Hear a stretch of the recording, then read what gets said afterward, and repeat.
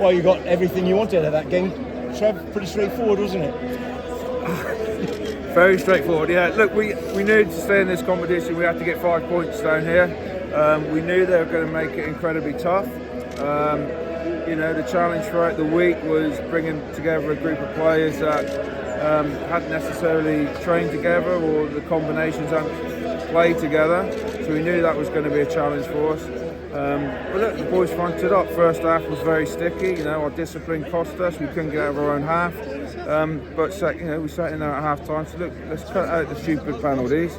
But we'll get field position. Once we get that, we'll get tries. There were some outstanding performances, really, because you knew you were going to be in a battle up front, and a young man like Danny Ike stands up and battles for 2 tries, 2 really good tries. And so when the youngsters show that sort of resilience, that's where you're pleased as coach that things are paying off. Yeah, exactly. Look, there's a challenge there with some young kids that have come in this week. They're from the academy, the under 18s.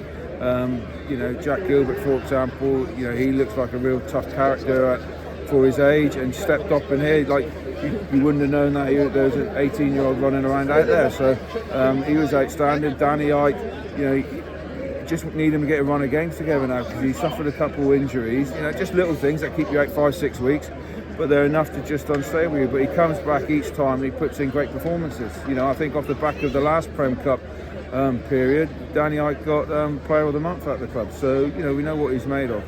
It seems that the phases in the game, particularly in the first half, he struggled to get going, and then there was an advantage play towards the end of the first half, and all of a sudden 7-8 phases got strung together, and that seemed to lift them a little bit, and it was almost like, right, we can do this if we can just eke that little bit of a gap.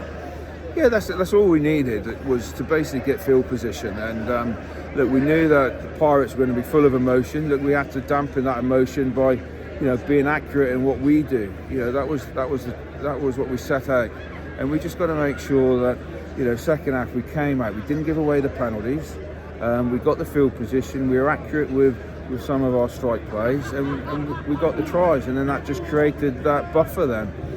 That creates a great situation for the game next week at Hartpury. Another bonus point win if you can work for that, and still in this competition. Well, that was what we set out to do, isn't it? We had to come here. We knew this was going to be real difficult, tough, conditions, etc. Stuff that probably some players haven't played on for a long time, or definitely haven't trained on. And it sets us up nicely for next Friday night against Hartpury. And hopefully we get 5 more there, and then we go down to Exeter. Finally, great support here again, and the crowd that have come down have enjoyed the old style.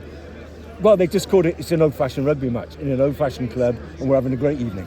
Yeah, look, the supporters are always great at Gloucester. To come down here for the weekend, like you say, old school sort of stand stadium. It almost brings everyone together a little bit more, doesn't it? Because you're all standing, all the drinks bars, everything. It's great to come down here. It's awesome to come back here. I think it's 30+ years since I've been down here, and definitely been involved in a game. So I'm loving the weekend at the moment.